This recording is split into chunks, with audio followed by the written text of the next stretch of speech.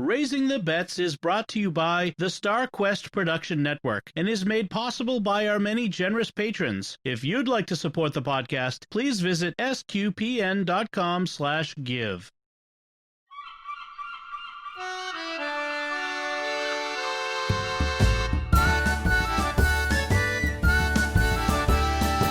You're listening to Raising the Bets, a family podcast of pirates and penguins. We're a Catholic couple raising 5 kids outside of Boston.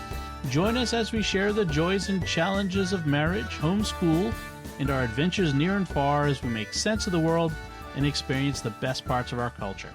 I'm Don Bettinelli. And I'm Melanie Bettinelli. Well, it's another week. It's the second week of Advent as we approach this the end of 2020, as everyone's counting down as if the flip of the calendar on December 31st will change anything. It won't. At this point, I think people are holding on to hope with, their fingernails. Blind, irrational hope. Yes, I know. I'm staring down the long barrel of the early part of 2021. So let's talk about something hopeful, and that's Advent and all that sort of thing. But before we do, let's kind of talk about what's been happening for us this past week. Lucy, who we've mentioned before, has a whole bunch of food allergies, had a food challenge. Yeah, that was on Tuesday, I think? Yes, that was this past Tuesday. So for those who aren't familiar, what's a food challenge? Okay, so they can do the skin prick tests, and they can do the blood test to tell whether or not you react to a food. But really, the gold standard is, can you eat it? And can you eat it and not have anaphylactic shock? Right, and not have anaphylaxis. And of course, obviously, you want to do this in the doctor's office so that if you do have an anaphylactic reaction, they can treat it. You've got the medical professionals right there. Right. And, if worst comes to worst, the doctor's office is right across the street from the hospital. Right. Very reassuring. God forbid, but yes. I mean, we've never had a serious, scary... I don't think they would do it unless they had a strong feeling that. Well, no, actually, what they do is they did a skin prick test back in January, I think, or February, and her reactions to quite a few of her allergens were very small, and so they were very hopeful about doing a food challenge. It just didn't happen because everything locked down. Right. But the way they do it is they actually do another skin prick test the day of the food challenge. So we go in, they do the prick of all the different things that she's allergic to on her arm, and then they measure whether the bumps come up. And if the bumps are under a certain size, then they'll go ahead and let her eat the food. Now, we actually had a failed food challenge a couple weeks ago. We went in to do milk, and her reaction to the milk was just a little bit too big, and so they wouldn't let us actually do the challenge. So the doctor then at that point told me, what I wish they had told me before, which is go ahead and bring in samples of all of the foods, because when you do a food challenge, you bring in the food that they're going to eat. They don't provide the food. Right. They're not, I guess, they're not caterers. Right. So he said to bring in some of everything, and they'd test for everything, and then they'd have her actually eat the thing that had the least reaction, that looked the most promising. Because the other time it was you had to go home because you couldn't do the one that you only because we brought milk, and she couldn't do milk, and so we got to go home, and we just wasted a whole morning. Right. So that was very frustrating because you have to wait for 15 minutes as it is for the skin pricks to Right. So this time you brought milk, egg, nuts, corn, bread, everything. Yeah. We brought everything. Okay. But the egg looked good, I was happy that the doctor decided to go with egg, because I'd actually taken the time to fry an egg for her and, or scramble an egg. Yeah. So I had a container of cooked egg in the bag with me, and I was kind of hoping that they would go with that one, and they did. And she actually liked the taste of the scrambled egg. I made sure to put salt on it because nobody wants to eat unsalted scrambled eggs. That would be gross. But you had to cook it with oil instead of butter so they didn't get it mixed. Right. So because we were doing it they want it in as pure a form as possible. Right. Just the thing that they're allergic to, not all sorts of other ingredients. For one thing, they do it by weight. So they start off with a very small, 1/4 ounce, and then they go up to a 1/2 ounce, and then 3/4 of an ounce, or something like that. I don't remember the. So actual. It takes time, right? And you have to do 15 minutes for each bite, and they check her to make sure she's not breaking out in hives or anything, and then they do another slightly bigger, and then slightly bigger, and then slightly bigger, and then by the time you're done, they're like, congratulations, you can now eat eggs. And we were like, yes. So yeah, now she can officially eat eggs, and she's very excited. We celebrated by having tuna salad, which has mayonnaise, which has eggs in it. And previously, she loves tuna salad, but previously I've had to make it with veganese, which is now we don't have to buy veganese. Yay! And so we made a list of all the different eggy foods that we make separately, or we leave the egg out for her. And we've been making this list all week of what's the next thing? What would be the big thing that she could have next? Like, if we could get one more, what would it be? And we're kind of vacillating between milk and wheat. Like, what would make life easier more? Like, getting wheat would be big because there's so much, flour, like to use it to make a roux, or for like the expensive bread, and just being able to buy like just regular plain bread, or be able to have the baked goods that everybody else is eating, or things like soy sauce, which I don't know is unless you buy the gluten-free soy sauce, which is we have to get from Amazon because our grocery store doesn't carry it. Soy sauce has wheat in it. Didn't know that, but now we do. Yeah, so it can be really tricky. Yeah, and not to mention, if she gets wheat, it means she can receive the Eucharist under the form of the bread, which means would make her life, the rest of her life, easier. Yes, you can go to the priest at the beginning of Mass and explain, I have a wheat allergy, I cannot have wheat, I can't even have gluten. She wouldn't be able to have gluten-free host because those are still wheat. It's not the gluten, it's the wheat. And then they would have to do the cup. And then even right now in a COVID, receiving from a cup is problematic, the way that they do it.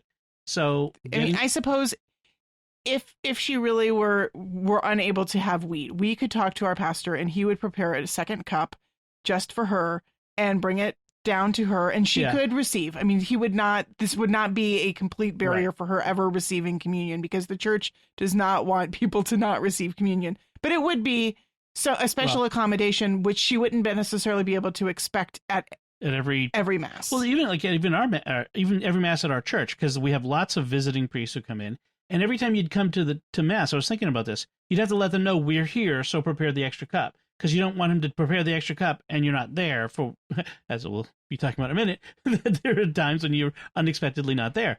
And so, yeah, getting wheat would be a big deal.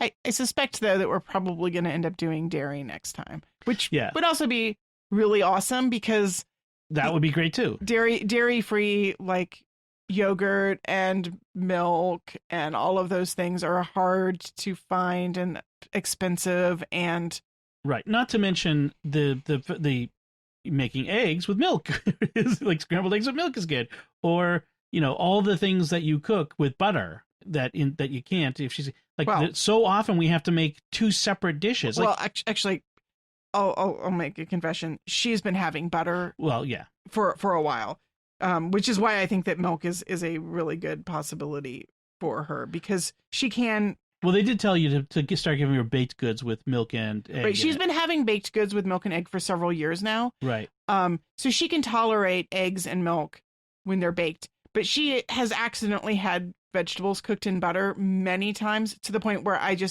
don't even you don't even bother. I don't even bother. Like, if there's a little bit of butter on like the squash or something, she eats it. She's fine. She's never had a problem with it. So, but like the curry, not having to make two separate things of curry. The other wheat thing was the pasta.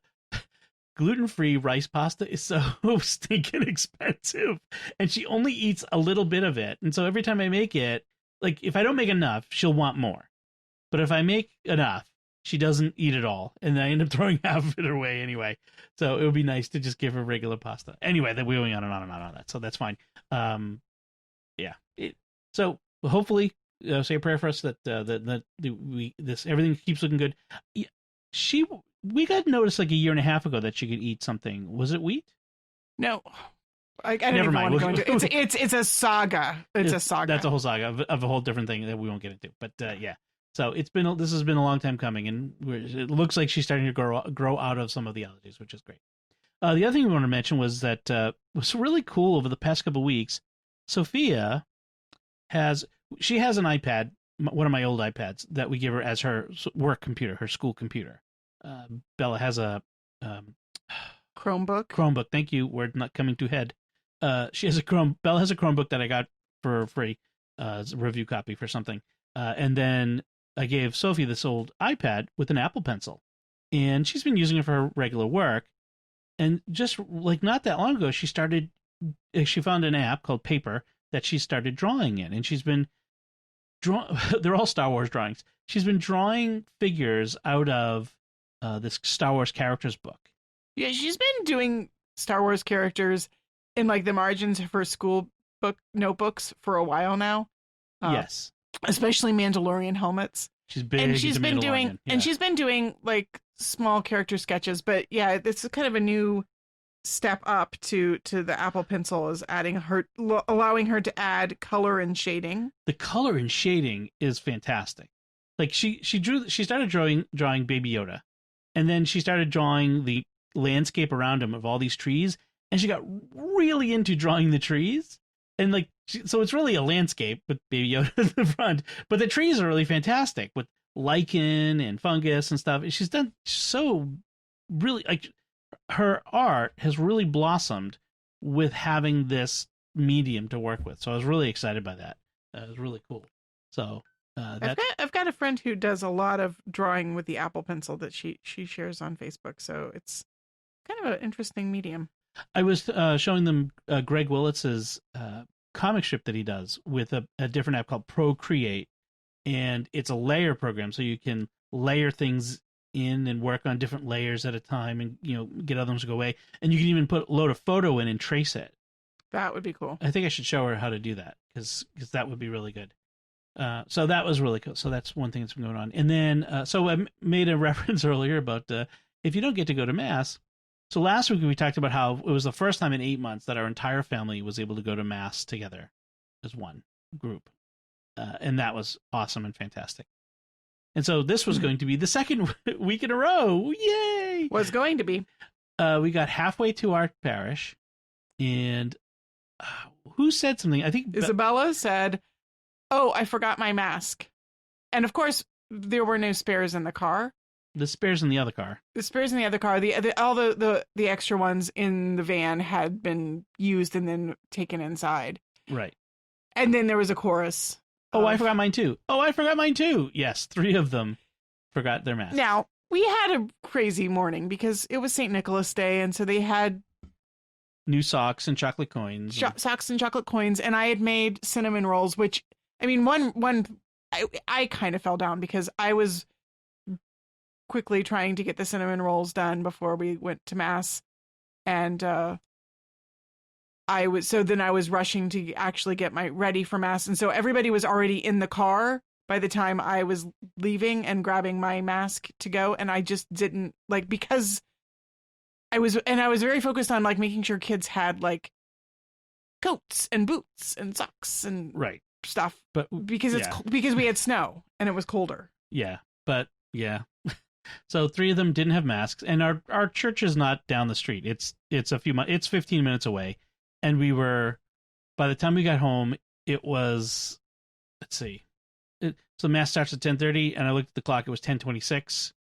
There was if we went back, we would have walked in. I looked at the clock too, as we would have walked in after the gospel. 7 of us. That would have been disruptive, and I just didn't want to do that. I knew that we had time to come into the office, turn on the TV, and watch the stream, and we wouldn't miss any. Well, the other thing is that our parish has registration, so we couldn't go to a later Mass because we take up an entire pew, and you have to pre-register for Masses. So there's no place around here that you can just walk into the church these days and just go to Mass. Right. So this is sort of this is the way it is now. Yeah. If you miss your registered slot, you're out. You got to watch the stream. Yeah. So that's what we did today. It just feels like 2 steps forward, 1 step back.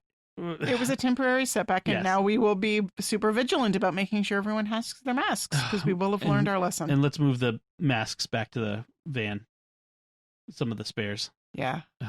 Anyway.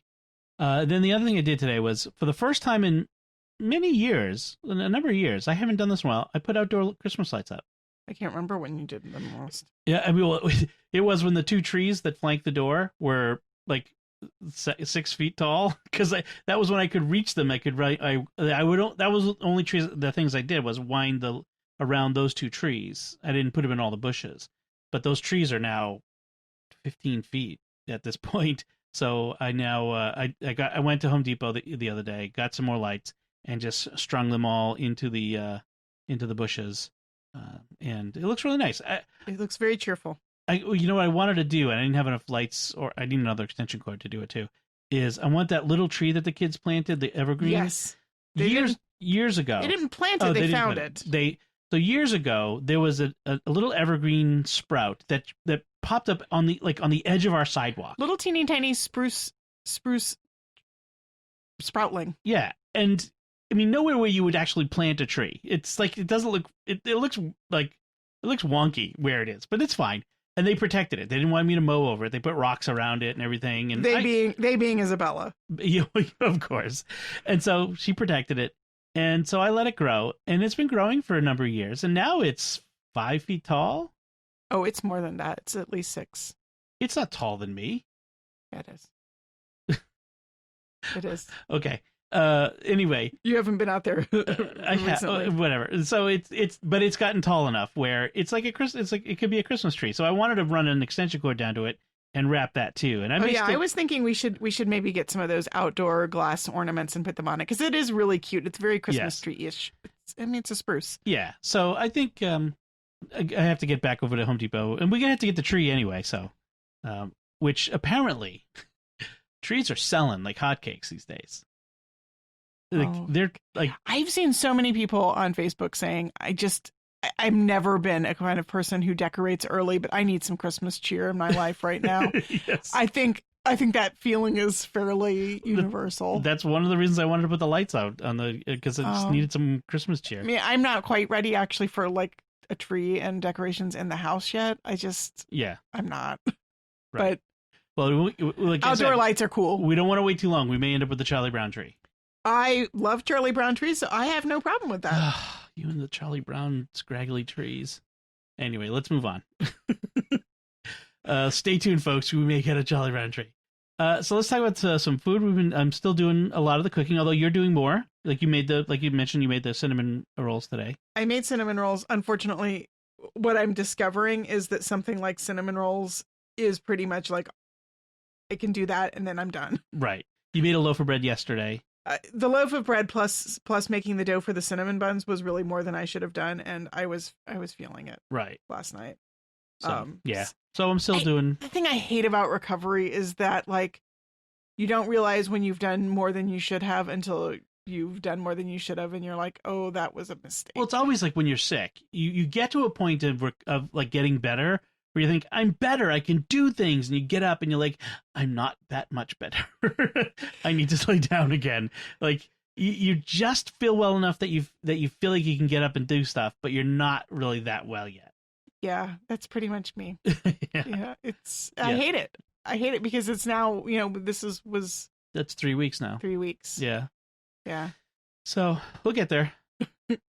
It's just, I mean, I knew it was going to be slow. It's abdominal surgery. Those muscles take a long time to heal. Yep. So last week I decided to make a Sicilian gravy for pasta. So, it wasn't truly a Sicilian gravy, because a Sicilian gravy has like 2 or 3 different. You got to explain to the non-New Englanders that Sicilian gravy is not either brown or white. It's red sauce. It's pasta sauce. It's red sauce. It's like just normal red spaghetti sauce with meat in it. It's not normal red sauce. It is spaghetti sauce with meat in it. Yeah, that's what most people think of as normal spaghetti sauce. So when Sicilians make Sunday gravy, this is what they call it. It usually has something like chuck roast or something that kind of like a beef that falls apart. Okay, so like a hunk of meat, and sausage and meatballs. Okay, so it'll have a few things in it. I didn't do that. I had sausages, and that was fine. But I wanted to give one of the reasons we don't usually make sauce with meat in it is because, as we've said before, the sauce goes into the fridge, the leftovers, and the kids eat from it for weeks even, because it's just sauce, right? And frequently when I make a new pot of sauce, I dump the leftovers from the old pot into it, and so it's sort of it's the everlasting sauce. And it gives extra flavor. Well, yeah. But if you have meat in it, I would not do that with meat. That would be sketchy and right and scary and gross because, like, you mean though technically, Vic, you're reheating it and boiling it again? No, it's just no. Well, when meat goes bad, reheating it isn't going to save the bad. Right. So yeah, we've avoided it. But I wanted to do something to get a little more flavor, a little more substance into it. So what I did was I made the sauce, and then I took the sausages, I browned the sausages, and then I put some of the sauce in a baking dish with the sausages in the oven, and let that bake in there and get some of that sausage flavor into it. And all of the kids were like, "What are you doing? Like, why are you ruining the sausages?" was basically what they were. Yes.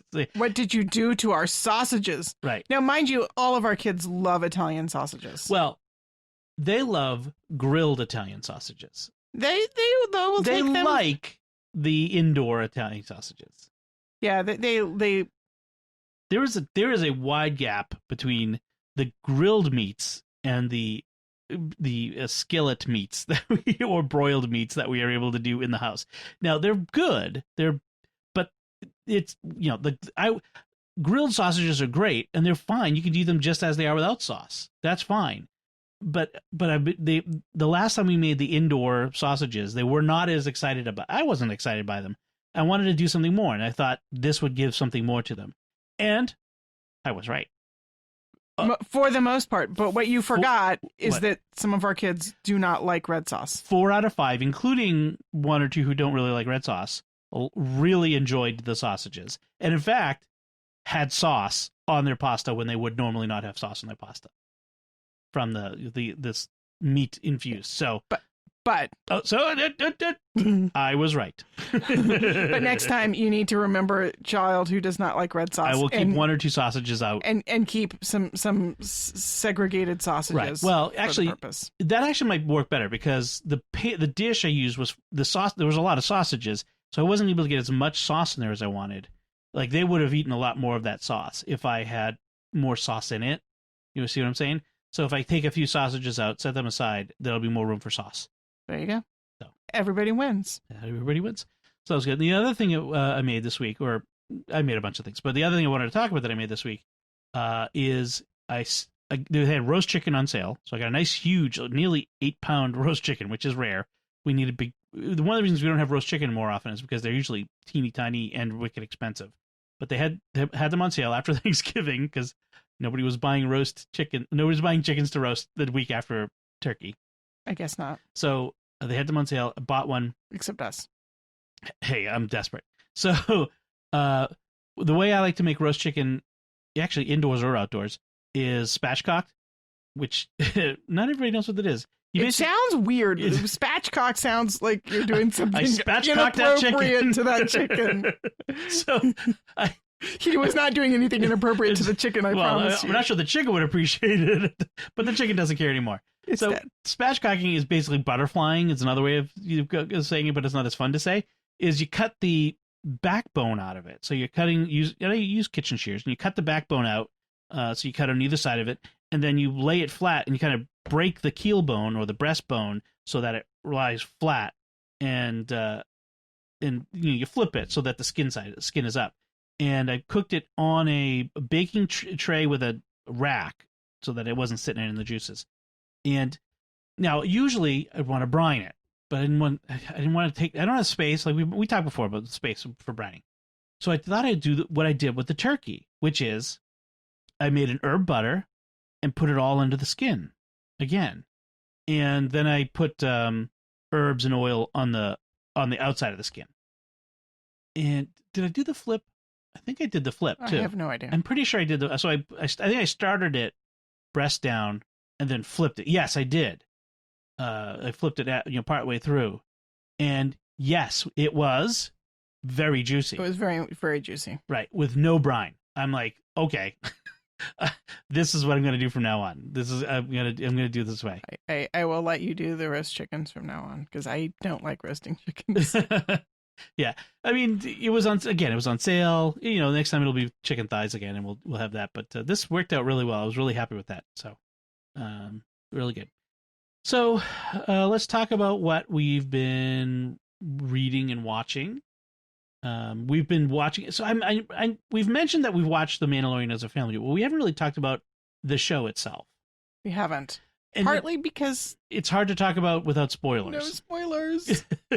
I know a lot of my friends and family even don't watch it like the as day it's it comes airing. as it comes out. They wait and play catch up. And so I don't want to spoil anything. And there's a lot of really great stuff that's been going on that I wouldn't want to spoil. Well, let's talk a little bit about the bigger picture, which is, it is clear that The Mandalorian is Star Wars now. It is the best Star Wars out there right now.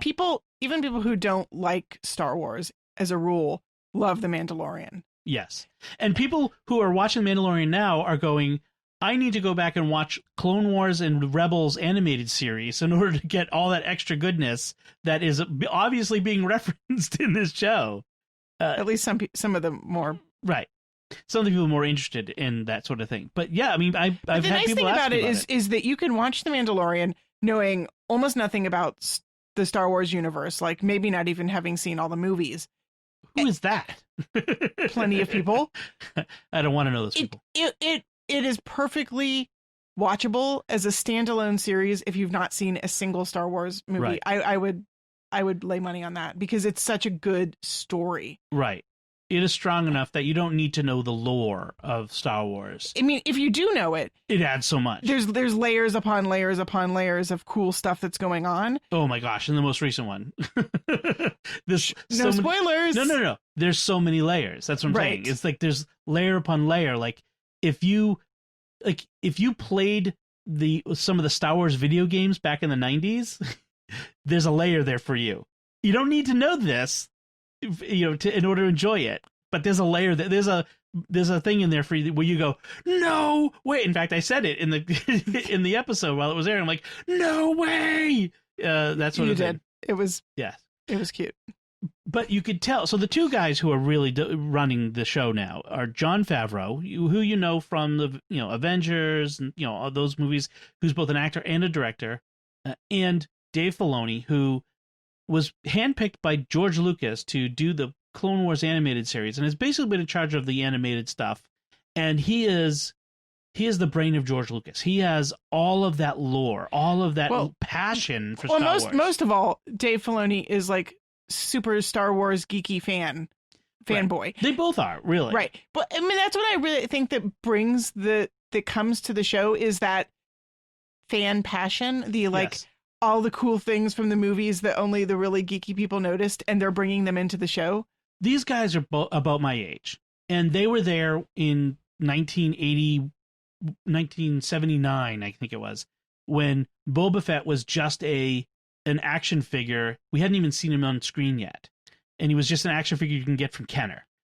And I have to say that this is one reason why I never really understood yes. all the boys who were into Boba Fett, because I'm like, on screen, he's hardly in the movie. Why are you guys freaking out about him? I do not understand this phenomenon at all. In the movies, he's this bad guy who captures Han Solo and gives him to Jabba the Hutt, and then dies ignominiously, we think, at the hands of a guy who's blind and accidentally knocks him into the Sarlacc pit.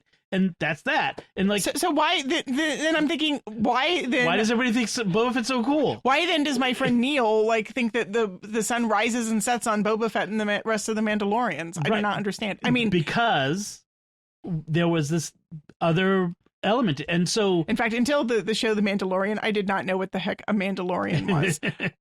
But my friend Neil is raving about Mandalorians and how cool they are. What Filoni and Favreau have done, they've really injected their passion for Star Wars. The story itself. See, J.J. Abrams was a fan, and Rian Johnson was kind of a fan. I'm not sure how much of a fan he was, but these are guys who are fans. But they were passionate about their vision for Star Wars. Whereas Favreau and Filoni come across as they're passionate for the shared vision that fans have had, that they want to continue. And that's one of the reasons why, like, the sequel trilogy we just got was not as great as it could have been, partly because of the tug of war between Rian Johnson and J.J. Abrams over the characters in those 3 movies. But whereas Favreau and Filoni are really, they know that let's get rid of all that nonsense. We're going to go right into what makes Star Wars great. The characters and the storytelling. Yes. I mean, really, because when it comes down to it, one of the things that came out in conversations I was having about The Mandalorian this week is how good it is at just storytelling. Right. Just focused storytelling, right. By the way. Somebody in a Star Wars fan group that we're in suggested that wouldn't it be better if the episodes were an hour long and we could have a chance to have more story time with these more secondary B-plots. characters, B-plots? And I thought, no, that would ruin it. That would make it awful. I do not want B-plots. I want Mando and the child on a quest. Right. Through the universe. This is cool. Stay focused on the story that we care about.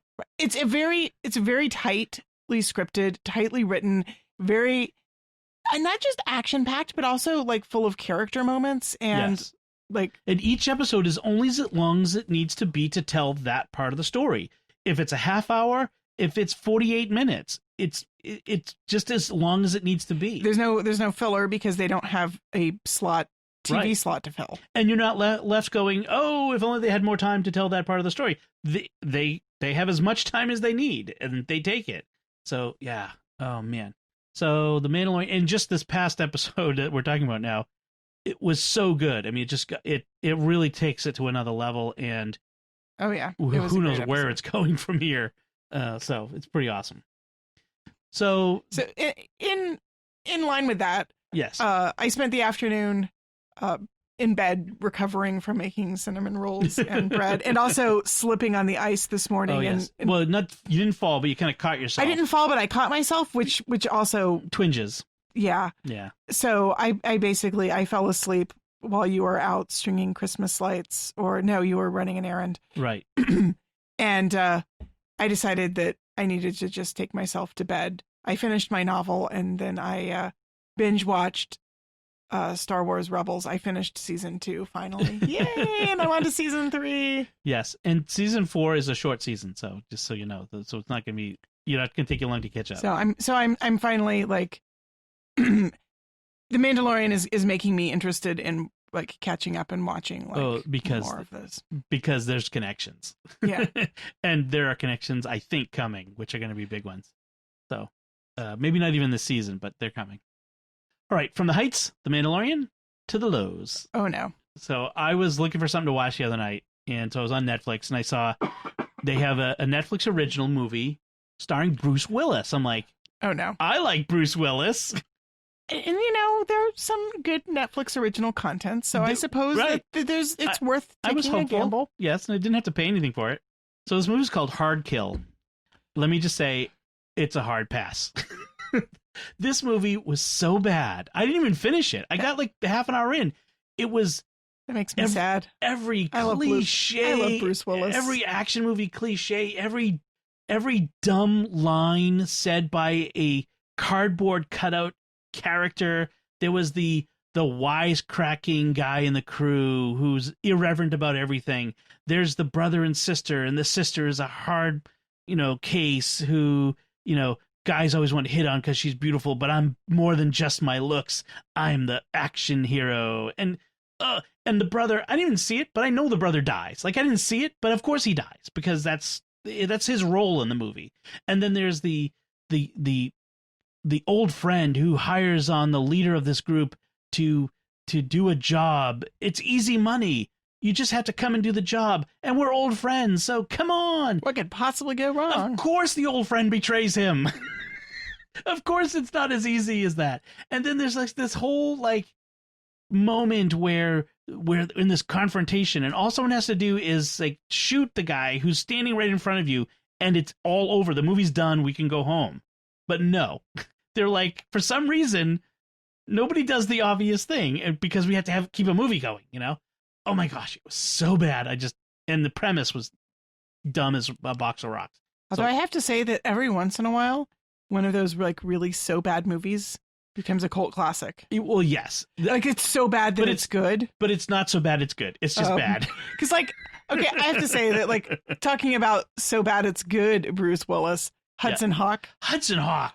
It's oh my gosh, like it's a horrible movie, except it's awesome. Well, because Bruce Willis in it is awesome. The problem with this movie, there wasn't enough Bruce Willis. Right. Bruce Willis was here to be on the title card for Netflix to get people to click play.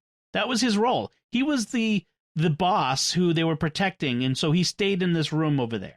Oh no. Yes. No, if Bruce Willis was in the lead, then it would be fun. There would be Bruce Willis chewing the scenery and spitting out, knowing, like looking at the camera as he spits out these stupid lines, going, "I know they're stupid, but come on." Okay, that explains it then. If Bruce Willis isn't the lead, then forget about it. Exactly. Right. So instead, because Bruce Willis can pull off really, really bad movies and make them watchable. I've watched plenty of bad Bruce Willis movies that were really good because Bruce Willis was the lead. So instead, I watched Thunderball, starring Sean Connery, 1965, James Bond. Thunderball. Oh my gosh, so good.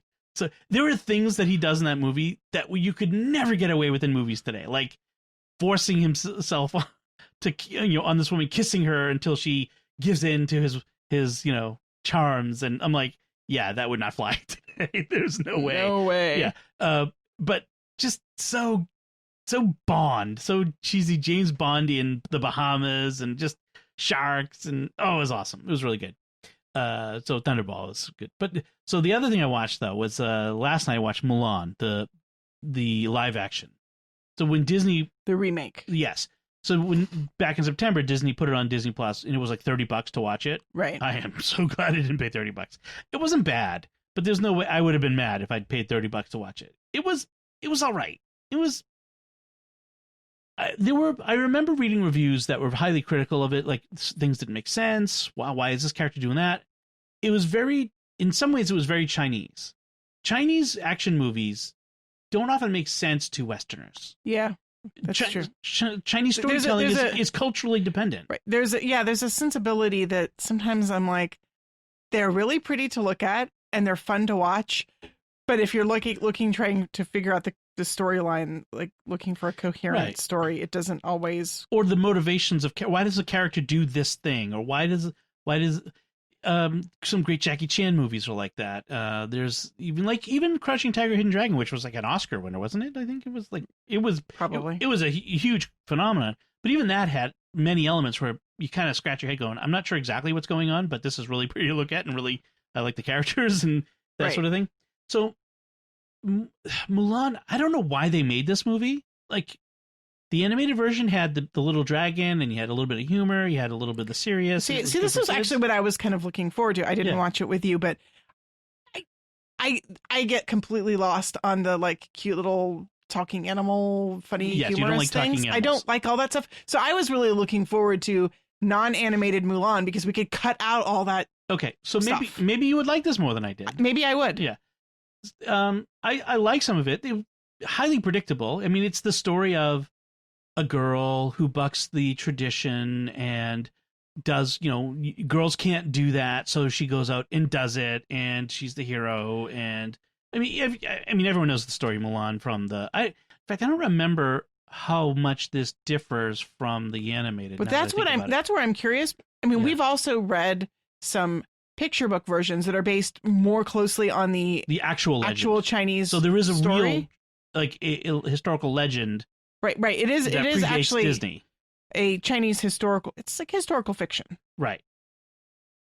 The one thing that the historical legend has is that Mulan goes home and she does what they say only men can do, and then she goes and does what only women can do, which is be a wife and mother.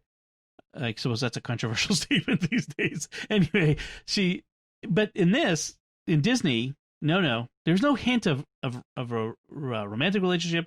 there is talk of like arranged marriages, but at the end of it, there's no question that she's going to get married, or doesn't come up at all. She's I'm not going to ruin the ending for you if you haven't seen it yet, but it is not the traditional story, so it's kind of in that way.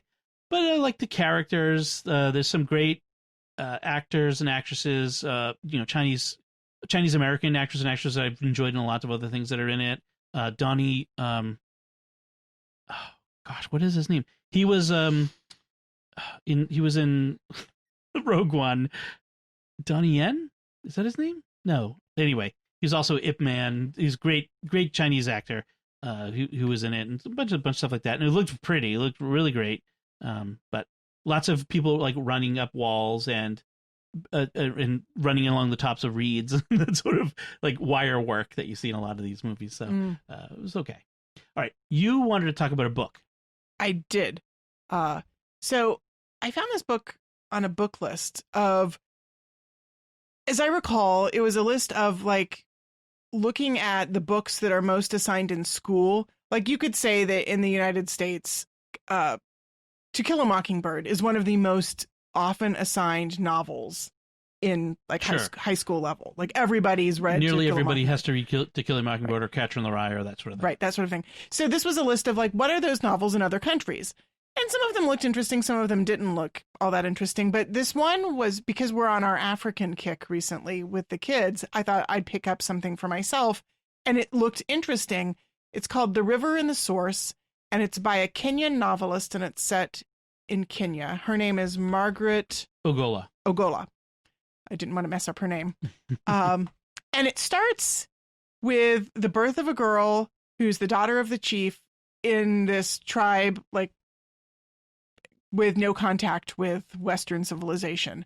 You don't really know what time it is. It's kind of timeless because they're living in the tribe. And she's this really wonderful, strong character. She's beautiful, but she's also hardworking and just a character that's like solid. And she, her father dismisses like 7 suitors, and then this young chieftain, his dad just died, and now he's the chief, and he has to get married, and he comes and he courts her, and her father requires an incredible bride price of 30 cows, and he pays it without even haggling. And then they go and they sort of have this love match, and he never wants to marry a second wife, despite all the pressure from all of the tribal elders. Because they practice polygamy. It's unheard of for a chief not to have multiple wives, but he loves her so much. Her name is Akoko.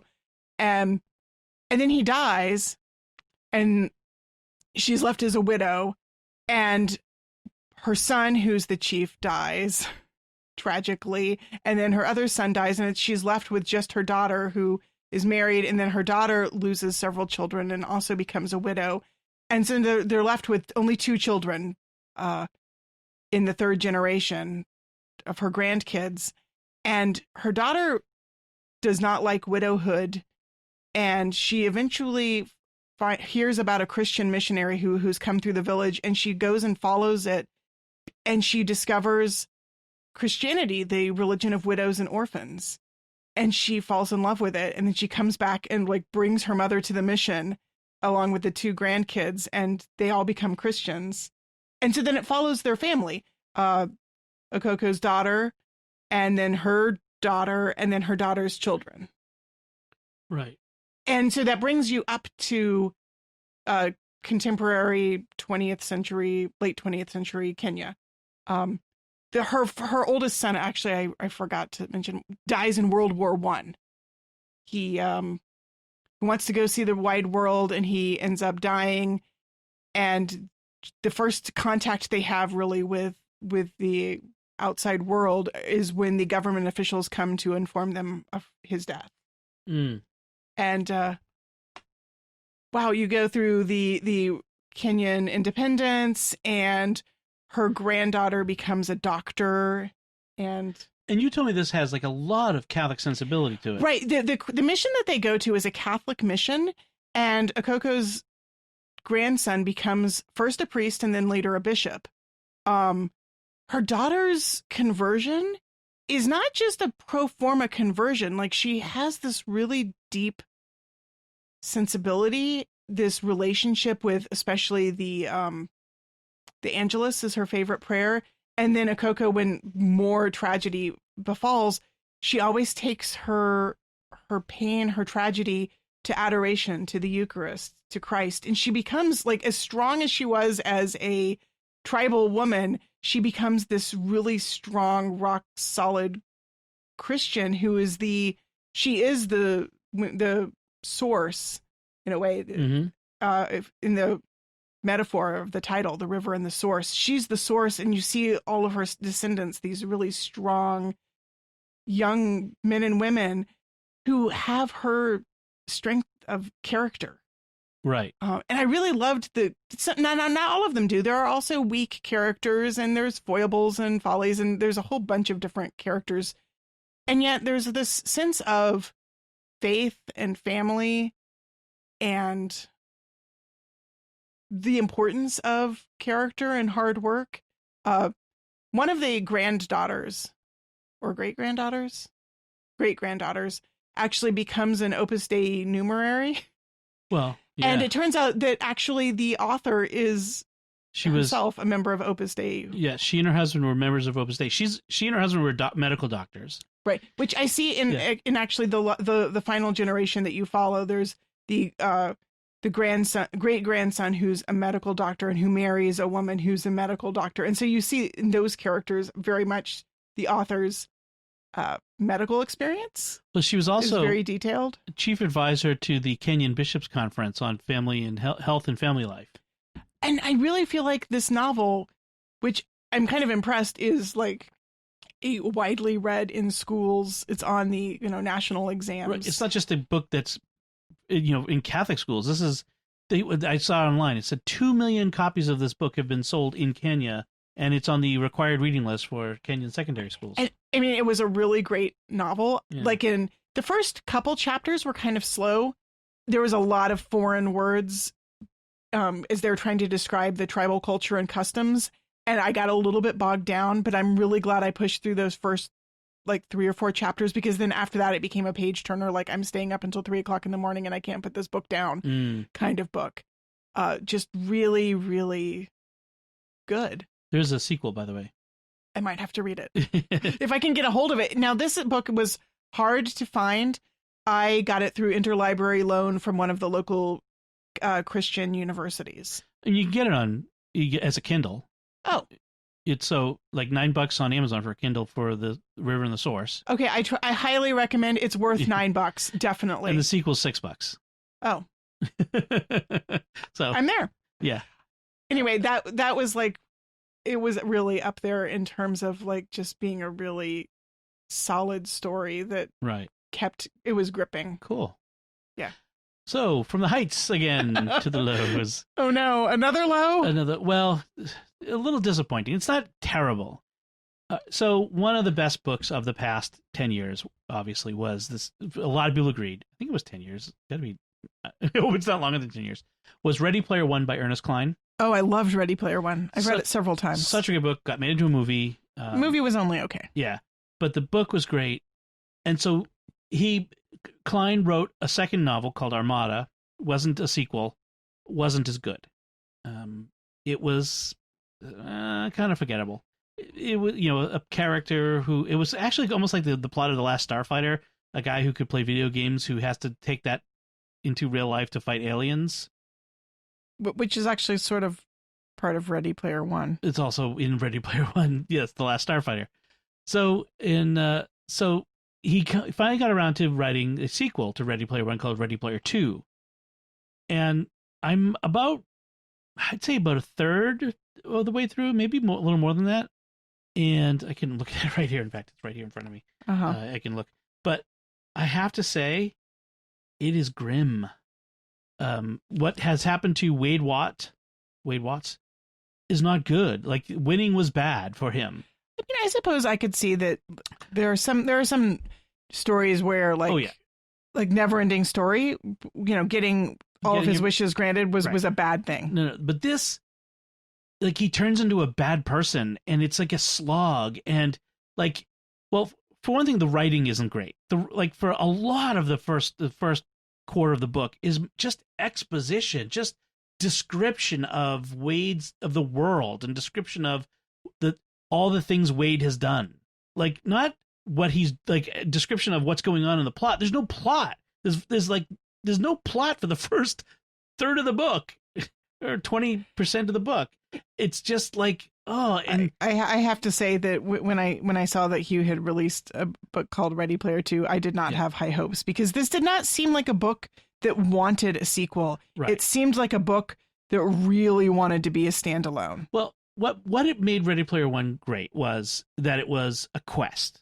Okay? Yes. A classic quest. And that it tapped into the pop culture sensibilities of a whole generation. Both the people who lived through the 80s, but also for people for whom the 80s is a nostalgia thing. There's a lot of younger people for whom the 80s is cool nostalgia. Well, not true nostalgia, but like... retro. You know, it's retro right. cool. Like the 50s were for people who lived in the 80s. You know, there was a retro cool thing. So... like Happy Days and all that stuff, right? Exactly. And Sinatra and all that sort of stuff. And it was very... you had... his avatar was Parzival. So, Parzival in the group H and Shoto and Artemis were working together with the underdogs who were trying to overcome the evil IOI to win the prize. And they were the true heirs of Halliday, who had set up the quest, and they were the ones who should win. And they would do, all this stuff like this. But now, like, Wade he's the most powerful man in the world, and he's kind of pathetic. Like, as the head of GSS, or the company that runs the Oasis, he's all powerful. There are no limits on him. There's no laws that he can't get away with breaking. There's no limits to how much money he has to spend. There's literally no limits on him, which makes him an intensely boring character. Like, there's no limitation. The only limitation is that he's lonely and sad. I mean, I suppose you could, in theory, create a really interesting... You could. A good writer could do that. An interesting story, but it doesn't... A better writer could do that. But that's not what this is. I think Ernest Cline had a book in him, and that was Ready Player One. I'll finish the book. Maybe it gets better. Again, like I said, I'm only a third of the way through, so, I mean, it might be a premature... This first third is not that great. And I've had books where I wasn't enjoying the first part of it, and it really turned around, and I really enjoyed it. I don't necessarily think that's going to happen, but it could. So I'll finish it out and let everyone know what I think. But so far, not so good. No, I'm sad. So let's finish up by talking about the second week of Advent. The second Sunday of Advent, which is what today is as we record. Yes, it is the second Sunday of Advent. So just as a reminder, the readings included, the gospel was John in the desert, right? And there was also Peter. I forgot to pull up let me pull up the USECB's readings of the day. And that is not Memorial of St. Ambrose. That doesn't seem right. They already have the Monday readings up. It's only 10 o'clock at night. Okay. Anyway, now I can't find it. The Bible and Liturgy, maybe. Nope. Books of the Bible. Never mind. Get a daily. Well, yeah. This makes compelling gospel. So this is the daily reading. It's tomorrow. So, here we go. I got it. Oh, no, that's the podcast. So this is... Tomorrow is St. Ambrose. That's cool. I always forget St. Ambrose. All right, here it is. Second Sunday of it. So the first reading is from Isaiah. Oh, that's right. It was Isaiah 40. The voice in the desert crying out. Give comfort to my people. Yes. The second reading is from 2 Peter. 1,000 years are like a day with the Lord, and one day is like 1,000 years. And then the Gospel of Mark, the very beginning of the Gospel of Mark, where the quote from Isaiah is brought back, and John is in the desert, and he says, "One mightier than I is coming after me. I am not worthy to stoop and loosen the thongs of his sandals. I have baptized you with water. He will baptize you with the Holy Spirit." So there's two things that Father Michael, our pastor, said that really struck with me in his homily. One, he asked the question, what are the mountains in our lives that we need to bring low? So, in fact, I think it was from Peter, where it talked about, is it Peter? Isaiah, sorry. Isaiah talks about the broad valley, the every mountain and hill shall be made low, every valley shall be filled in, to make a straight path for the Lord. And so there are mountains and valleys in our lives that need to be leveled to make a straight path for the Lord, right to us and for us to him. So what are the mountains in our lives that we need to bring low? And he kind of talked about it, like, do we have addiction? Do we have anger and a spirit of revenge? Do we have a spirit of envy? What are the things in your lives that we need to address? And the other thing he mentioned, which I thought was really good, was sometimes the desert is the place where we encounter God. So a desert in our lives is a place where things are stripped away. All the extras, all the distractions are stripped away. And that's where we encounter God. But sometimes the desert, for Jesus and for us, is a place where we encounter temptation. Because we've lost so many of our comforts and so many of the things that insulate us and distract us, that when the devil comes along with a temptation to satisfy that lack that we feel, we jump at it. So like the desert came to Jesus and said, hey, you seem hungry. Call up some bread. Make some bread for yourself. They're not necessarily mutually exclusive. Sometimes the same desert can be both. You can open door number 1, which has God behind it, or door number 2, which has the temptation from the devil behind it. Or maybe you're tempted and then encounter God. Or right. Or you overcome like Jesus did, overcame the temptation and then was comforted by angels. Comforted by angels. Right. Well, that wasn't in this week's gospel, but it's a different gospel. Yeah. But it's true. It's good to remember that, sometimes just, when you're finding yourself in that desert, in that moment, in that temptation, it's not necessarily the end of the story. Exactly. Yeah. The temptation, whether you fall for it or not, is not the end of the story, because God is there. Which actually kind of reminds me a little bit of something really good that I read, and I cannot remember who it was by or where I read it, but it was an essay in which the author talked about hearing the first homily of a young Jesuit priest, like his first mass and his first homily as a priest, as a newly ordained priest. And he said something that really struck her and was what she needed to hear at that moment, which is that sometimes God meets us in the place of our greatest fears. And so she took that very literally, and she went to adoration, and she sat there staring up at the crucifix and talked to God about her greatest fears. Just explained them to him, talked about how she felt, just poured it all out to him and let him be there with her in that fear. And she said it was amazingly freeing, and her fear didn't go away. Like the troubles in her life didn't go away immediately. Right. But she said over the next few months, it did eventually resolve itself to the point where this fear was not her greatest controlling fear anymore. And that kind of strikes me as being similar to this idea of being in the desert. Like when we're stripped open and we let God into those places where we are most afraid to let him in, when we're most vulnerable, that's really where he wants to come and heal those fears and touch us and be with us. And so I guess when you think about what are the mountains that need to be leveled, maybe that is those greatest fears are the places where we need to ask God, come level this mountain because I can't do it. Yeah, level the mountain, fill the valley.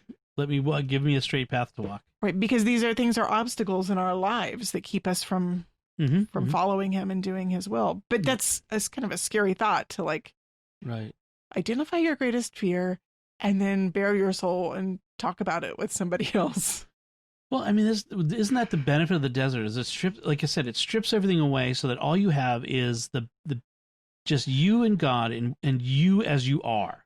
And this year especially, so many people are in so much pain and so much suffering, so lonely and scared. This pandemic has leveled everyone, and I think that all of us feel this year more than anything that we're living in the desert. I know a lot of people have said something to the effect of, it feels like we've been living in Lent since March, Right. and we haven't got out of it yet. We haven't got an Easter yet.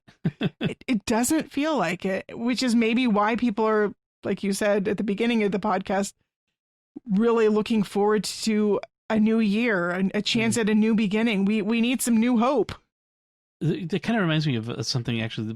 The boys were listening. I was playing some Christmas music earlier, and so the song, "It's the Most Wonderful Time of the Year," and Ben says, "Oh, it really is." And Anthony's like, "No, not really. Easter's the most wonderful time of the year." And so they were having this theological debate about which is the more important holy day. And Anthony's point was that Easter is when Jesus comes and saves us. So that's the most wonderful time of the year. And Ben's like, "Well, we wouldn't have Easter if Jesus isn't born at Christmas." So they were going back and forth. But I think I agree with you. I think we have been living in a long Lent that has now become Advent. And I think people are feeling some hope.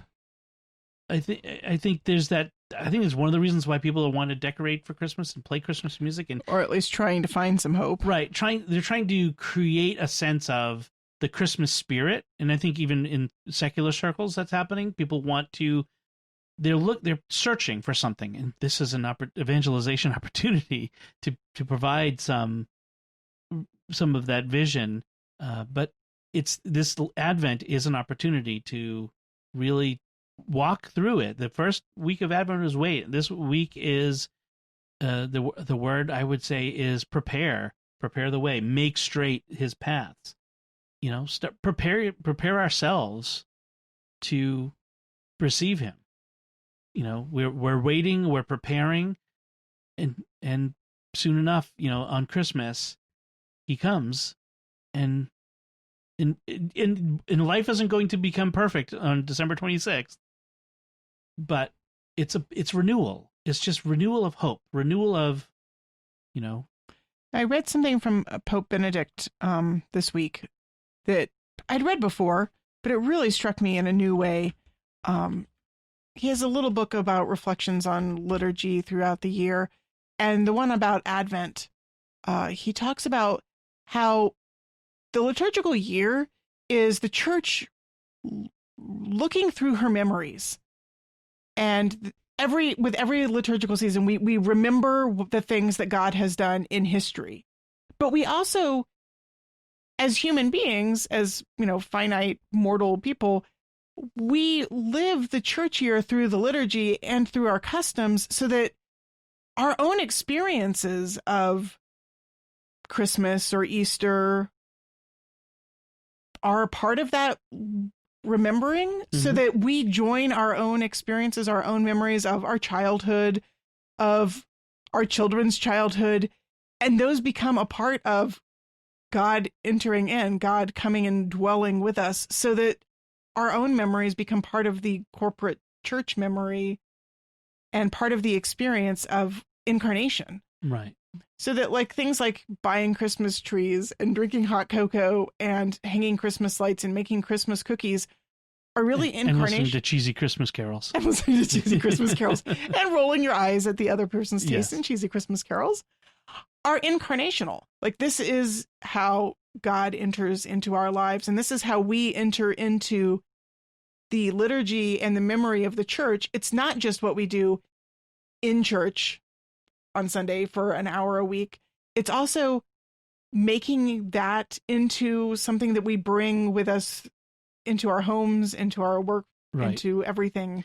And celebrating Christmas with these secular, somewhat Christmas traditions is not opposed to celebrating Christmas, and Advent. I don't make that clear distinction that some folks want to make, but there's the bringing those things together. They're not opposed to one another.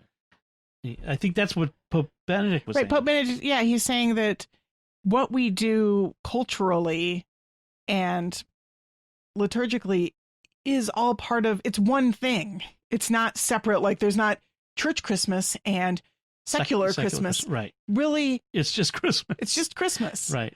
And if we feel that there's a disconnect, maybe the disconnect is in us, and we need to bring the two together, in the way that we live, the way that we ask God into our lives. But it's not It's not separate. You must embrace the Christmas songs like Santa Baby and Wham's Last Christmas and Mariah Carey. I admit now to the whole world on this podcast, I like those Christmas songs. I did turn off Santa Baby when it came on. You did. Yes. Thank you. You're welcome. And I think that that's also incarnational. Fighting over Christmas music is a tradition. It is a tradition. Yes. All right. Let's wrap it up. So we do want to, of course, before we wrap up, is take a moment to thank our patrons who make it possible for us to create Raising the Bets, including Jarrett B., Guy C., David B., Erica P., and Susan S. Their generous donations at sqpn.com/give make it possible for us to continue Raising the Bets and all the shows at StarQuest and our mission of exploring the intersection of faith and pop culture. You can join them by visiting sqpn.com/give. So that's it from us. We'd love to hear from you, your thoughts on any things we've discussed. You can let us know by commenting at sqpn.com/bets. That's BETTS. Or the SQPN Facebook page, facebook.com/StarQuestMedia. Or send an email to bets@sqpn.com. And I'm going to put links to the books we talked about and some of the movies, not all of them, in our show notes on sqpn.com because Hardkill does not deserve a link. If you can, we would really appreciate it. We haven't gotten one in a while, but if you could write a review of the show at Apple Podcasts and share the podcast with your friends, help us grow this community of listeners. And as the community grows, the show gets better. It's a fact. Until next time, I'm Dom Bettinelli. And I'm Melanie Bettinelli. Thank you for listening to Raising the Bets on StarQuest.